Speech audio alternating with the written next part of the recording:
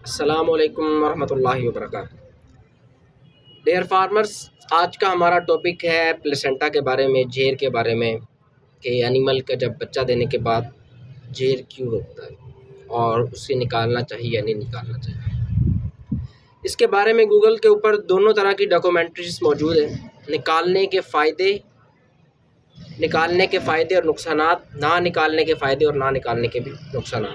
अलग अलग डॉक्टर की अलग अलग रहनुमाई है, वो कुछ कहते हैं निकालें, कुछ कहते हैं ना निकालें। आज मैं इसका आपको तफसीलात के साथ इससे बात करेंगे कि ये इसमें क्या निकालना चाहिए या नहीं निकालना चाहिए।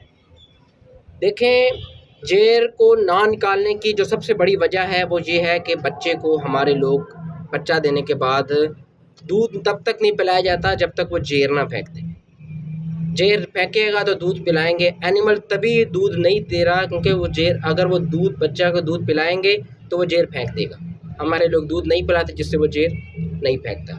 जेर वैसे भी रुक जाती है जिन एनिमल्स के अंदर जो है बच्चा मुश्किल से निकलता है, उनके अंदर जेर का मसला भी आ जाता है। अब जो जेर का मसला आया, इससे अब क्या करना है, निकालना है या नहीं निकालना है। पहले तो हम निकालें तो क्या होगा, पहले मेरे सुन ले बात।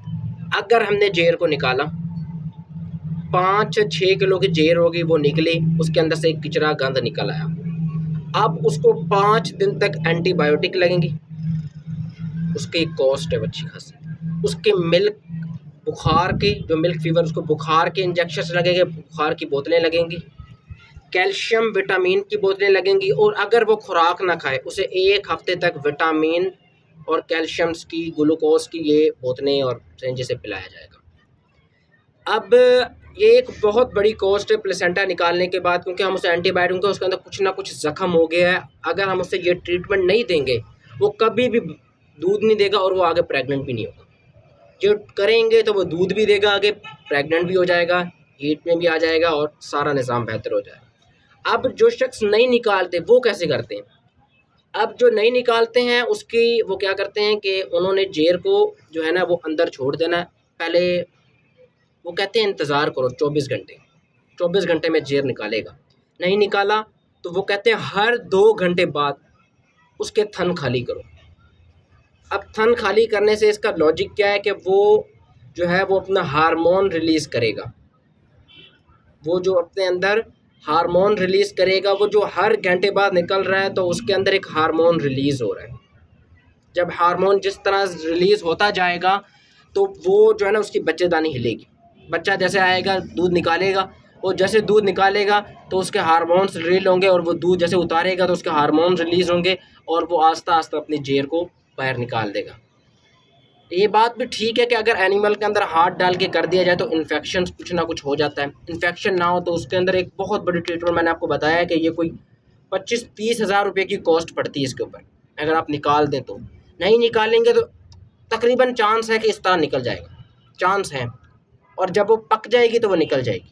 अब इसकी मिसाल है, एक आम है, वो दरख्त के गिरा हुआ है। अब जो पक्का आम होगा उसके ऊपर डंडली नहीं होगी, और जो कच्चा होगा उसकी डंडली होगी। अब कच्चे आम की मैं डंडली उतारूंगा तो उसमें से पानी निकलेगा।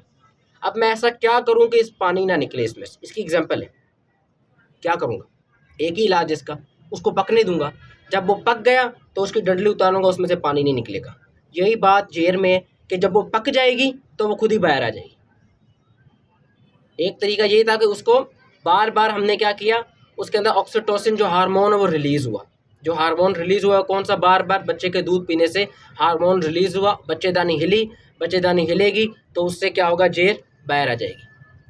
नहीं तो वो पक के, वो गल सड़ के वो भी ख़त्म होकर बाहर आ जाएंगे। ये 2 अलग अलग टॉपिक थे, इसके दोनों की डॉक्यूमेंट्रीज गूगल्स के अंदर मौजूद है, निकालने के फ़ायदे और ना निकालने के फ़ायदे। और ये मैंने आपको बता दिया, निकालेंगे तो क्या कॉस्ट आएगी, नहीं निकालेंगे तो हमें क्या फ़ायदे होंगे। इसकी बहुत सी वजह होती है। एक जानवर का वक्त से पहले बच्चा दे के बच्चा फेंक देना, एक अपने वक्त पे बच्चा देना और बच्चा फंस के निकलना, एक वैसे ही जेर ना फेंकना। ये वजह है। आज का हमारा टॉपिक यही था कि हमने प्लेसेंटा को बाहर निकालना है या नहीं, जेर को बाहर निकालना है या नहीं। इसी तरह हम आपके साथ और टॉपिक के साथ मिलते रहेंगे। खुदा हाफिज़।